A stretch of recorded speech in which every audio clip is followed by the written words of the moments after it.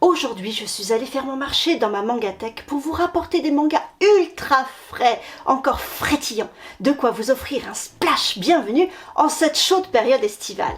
On commence tout de suite avec de la poésie et de l'humour autour d'une belle amitié qui se nourrit de la passion de la plongée en mer. À Manchu, c'est parti pour un grand splash de fraîcheur et d'aventures sous-marines dans la joie et la bonne humeur.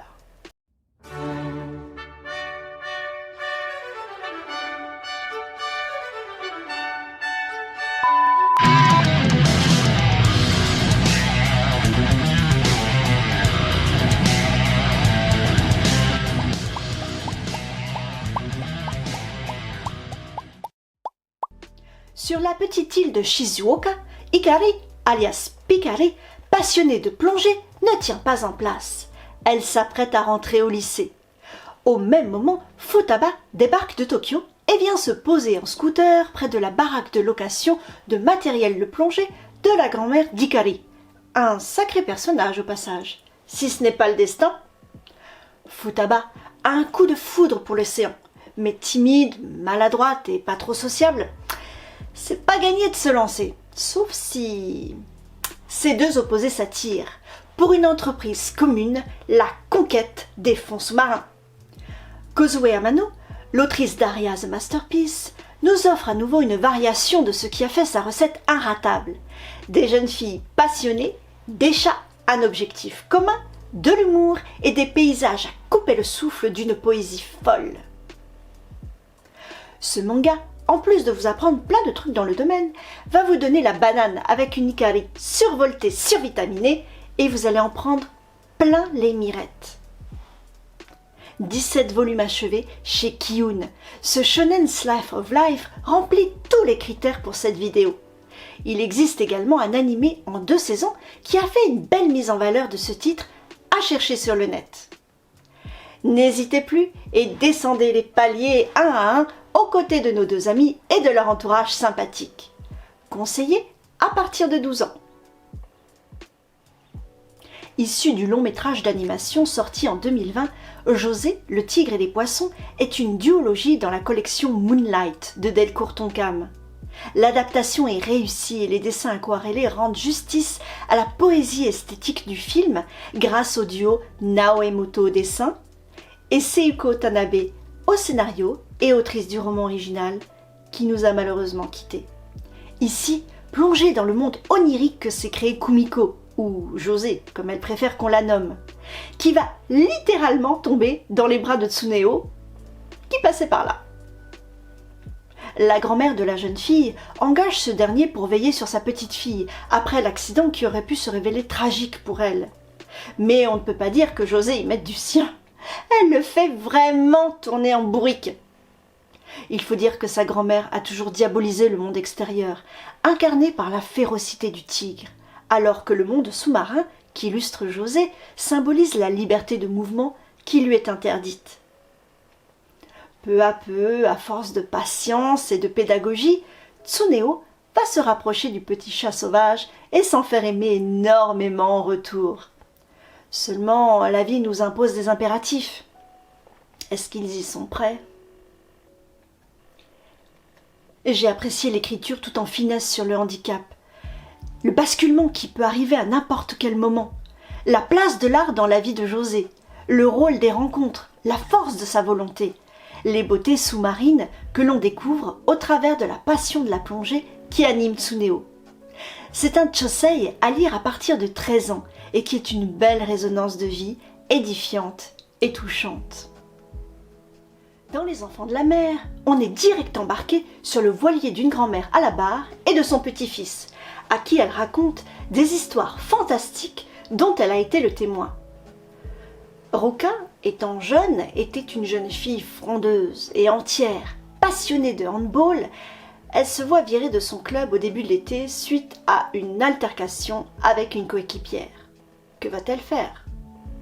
D'abord, partir voir la mer à Tokyo sur un coup de tête. Et c'est là qu'elle rencontre pour la première fois Umi, un jeune garçon qui n'hésite pas à plonger dans la baie tout habillé et de nuit. Ce n'est pas moi qui ferais ça. Elle ne le sait pas encore, mais son destin lui est lié, ainsi qu'avec Sora, le frère d'Umi, qu'elle rencontre peu après. Le père de Ruka est un des responsables de l'aquarium de sa ville. En allant le retrouver, elle tombe à nouveau sur Umi et apprend que Sora et lui ont été élevés depuis la naissance par des dugongs et ont développé des capacités et spécificités physiques hors normes et depuis sont l'objet de recherches scientifiques. Les trois jeunes passent pas mal de temps ensemble. Ruka s'aperçoit que les capacités des garçons vont au-delà de ce qu'elle imaginait. Ils sont littéralement connectés à la mer comme au ciel et il y a des conséquences tragiques qui s'annoncent. Ce titre est le premier d'Igarashi Daisuke que je lis et à qui l'on doit également Patati Patata, Petite forêt et Sorcière, tous publiés chez Saka Casterman. Proche de la nature, il aime la dépeindre en grand.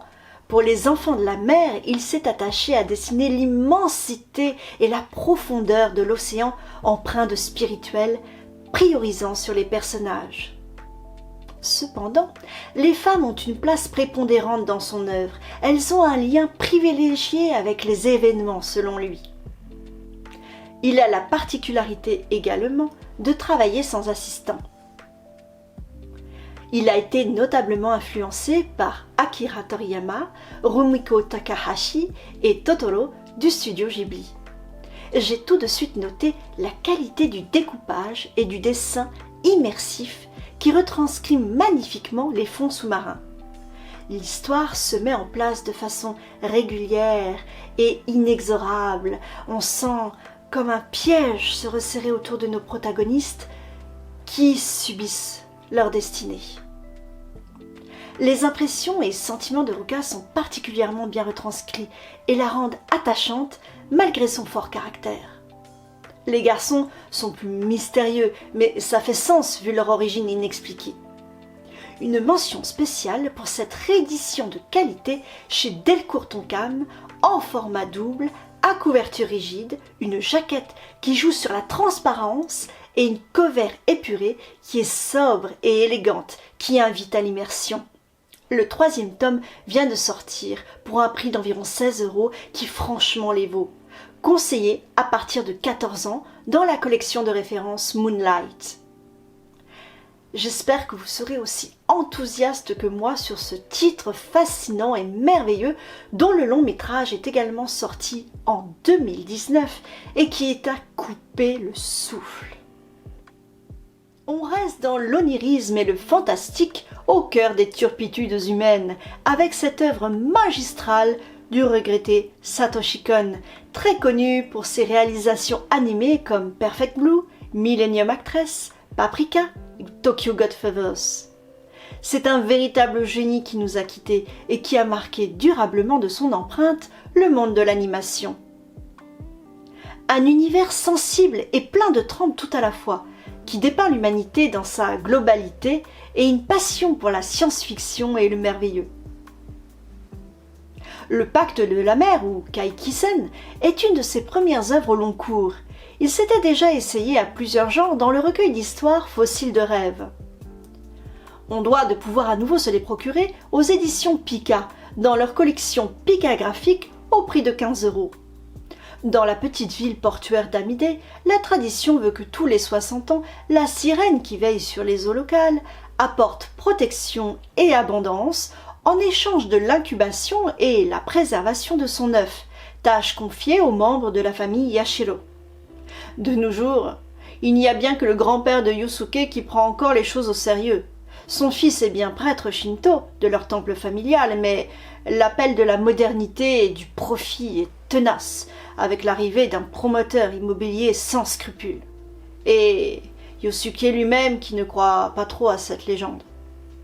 Cependant, des événements étranges se chargeront de les rappeler à la réalité de toujours. Dans ce one-shot de 210 pages grand format, on retrouve la vision toute cinématographique de Satoshi Kon. De la mise en place de l'intrigue à l'accélération de l'histoire, avec de superbes grandes planches de paysages ou de fonds marins, chaque case est très travaillée, On pourrait faire un parallèle avec l'œuvre du non moins célèbre Jiro Taniguchi. Et comme Hayao Miyazaki, il sensibilise aux conséquences de l'urbanisation sauvage dans un milieu naturel. Que ce soit dans ses mangas ou dans ses films, il y a une approche de mélange de fiction et de réalité tout en équilibre en utilisant différents biais. Son objectif est de dessiner, saisir l'instant où des personnages ou des paysages réels se révèlent être de la fiction. Un seinen conseillé à partir de 14 ans.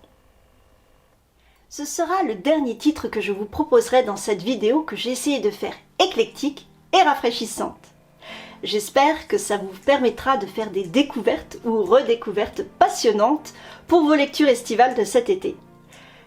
Je vais faire un break pour le mois d'août, mais je vous retrouve à la rentrée avec un nouveau concept qui, j'espère, emportera votre adhésion. En attendant, je vous souhaite bon courage si vous travaillez ou bon repos si vous êtes en vacances.